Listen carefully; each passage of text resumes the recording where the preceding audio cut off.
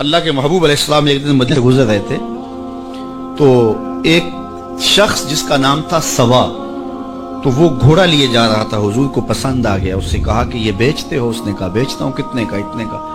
کہا کہ رکو میں اس کی قیمت لے کے آیا اور تمہیں دیتا ہوں۔ کسی نے اس کو رکے ہوئے دیکھا تو پوچھا یہاں کیوں کھڑے ہو؟ اس نے کہا مسلمانوں کے نبی سے اس گھوڑے کا سودا ہو گیا ہے، تو وہ قیمت لینے گئے۔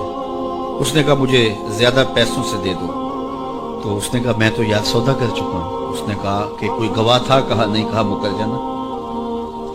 اس کو پیسوں کی لالچ آ گئی، اس نے کہا ٹھیک ہے حضور، اتنے میں قیمت لے کے پہنچ گئے۔ تو اس نے کہا میں نے تو آپ سے سودا کوئی نہیں کیا۔ حضور نے کہا ابھی تو سودا ہوا ہے۔ وہ کہنے لگا میں نے سودا کوئی نہیں کیا۔ لوگ بھی اکٹھے ہونے لگے، ہجوم بن گیا۔ اب حضور کہے میں نے گھوڑا خریدا ہے، وہ کہے میں نے بیچا نہیں۔ اب جب لوگوں کا ہجوم بنا تو لوگوں کے ہجوم کا بھی ایک پریشر ہوتا ہے۔ تو اس نے کہا کہ اگر بات لوگوں پہ چلی گئی تو صادق بھی یہ ہیں، امین بھی یہ ہیں، تو لوگ تو انہیں سچا کہیں گے۔ اس نے کہا اچھا مجھے یہ بتائیں کہ جب دو آدمیوں کے مابین یوں نزاع بن جائے تو اس میں تسویہ کی صورت کیا ہوتی ہے آپ کی شریعت میں؟ تو حضور نے فرمایا میری شریعت تو کہتی ہے کہ جو مدعی ہے وہ گواہ لائے، والیمین علی من انکر، جو انکار کرتا ہے وہ قسم دے دے۔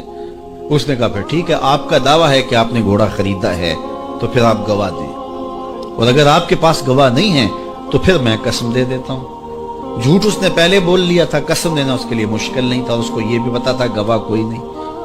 تو اس نے کہا جناب آپ گواہ پیش کر دیں تو میں گھوڑا دے دیتا ہوں جس قیمت پہ آپ بتا رہے ہیں، اور اگر آپ کے پاس گواہ نہیں ہے تو پھر میں قسم دے دیتا ہوں۔ اب بھری بزم تھی، لوگوں کا ہجوم تھا، اور اس نے ایک ایسی بات کی۔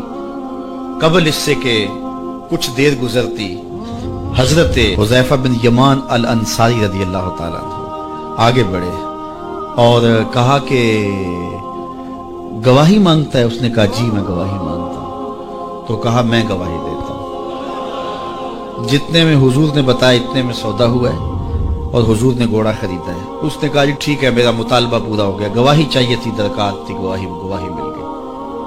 تو اس نے گھوڑا دے دیا اور قیمت اس نے لے لی۔ قیمت اس نے اپنی مرضی کی گھوڑے کے مطابق ہی لی تھی، وہ تو زیادہ پیسوں کے لالچ میں مکرا تھا۔ تو خیر اس کو راستہ نکلنے کا مل گیا۔ لوگ ہٹنے لگے تو حضور نے حضرت حذیفہ رضی اللہ تعالیٰ عنہ کو اشارے سے قریب کیا اور کہا کہ تم نے گواہی دی، تم تو موقع پہ موجود ہی نہیں تھے، تو تم نے گواہی کیسے دی؟ تو حضرت حذیفہ رضی اللہ تعالیٰ عنہ نے کہا حضور گھوڑا کیا ہے، آپ کے کہنے پہ تو ہم نے رب کی گواہی دے دی، ہم نے رب کو دیکھا تھا، آپ نے کہا نہ ہے تو ہم نے مان لیا، تو یہ گھوڑا کیا ہوتا ہے؟ تو حضور نے حضرت حذیفہ کا ہاتھ پکڑ کے فضا میں بلند کیا اور لوگوں کو کہا جانے والوں رک جاؤ۔ لوگ ٹھہر گئے۔ کہا کسی عدالت کچہری میں گواہ کی ضرورت ہو تو میری شریعت دو گواہ مانگتی ہے، لیکن جہاں میرا خزیمہ ہوگا، ہاں حذیفہ نہیں، خزیمہ بن ثابت انصاری رضی اللہ عنہ، جہاں میرا خزیمہ ہوگا وہاں ایک کی گواہی دو کے قائم مقام۔ فیض پہنچا اے رضا احمد پاک کا، ورنہ ہم کیا جانتے خدا کون ہے۔ میں اگر خدا سے ملنا چاہوں تو مجھے بتاؤ نہ کہ میں کدھر جاؤں، شرق کو جاؤں، غرب کو جاؤں، شمال کو جاؤں، جنوب کو جاؤں، نیچے سوراخ کروں، اوپر سیڑھی لگاؤں، کدھر جاؤں؟ آئیے ذرا قرآن کا اسلوب دیکھیے۔ وَإِذَا سَأَلَكَ عِبَادِي أَنِّي فَإِنِّي قَرِيبٌ، حبیب میرے بندے تیرے پاس آ کے میرا پوچھتے ہیں، بندے میرے ہیں، مجھے ڈھونڈتے ڈھونڈتے تیرے پاس آ گئے اور تیرے پاس آ کے پھر میرا پوچھنے لگے۔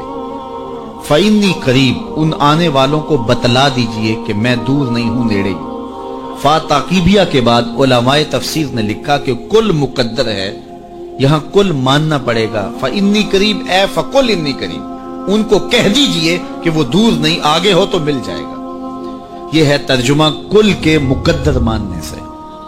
لیکن صوفیہ فرماتے ہیں کل کو مقدر ماننے کی ضرورت ہی کیا ہے، بات ہی سیدھی ہے۔ حبیب میرے بندے مجھے ڈھونڈتے ڈھونڈتے تیرے تک آ گئے، تو محبوب جب تیرے تک آ گئے میں پھر بھی دور ہوں۔ میرے بندے جب مجھے ڈھونڈتے ڈھونڈتے تیرے تک جو آ گئے تو محبوب تیرے تک آگے ہیں تو میرے تک آگے۔ یہ تیرے پاس آ کے پھر میرا پوچھ رہے ہیں، جو تیرے پاس آگے وہ میرے پاس آگے، کیونکہ تیرے تک پہنچنا ہی تو میرے تک پہنچنا ہے۔ تو کہا اگر خدا تک پہنچنا ہے تو مصطفیٰ تک جانا ہوگا، بس یہی راستہ خدا تک پہنچتا ہے۔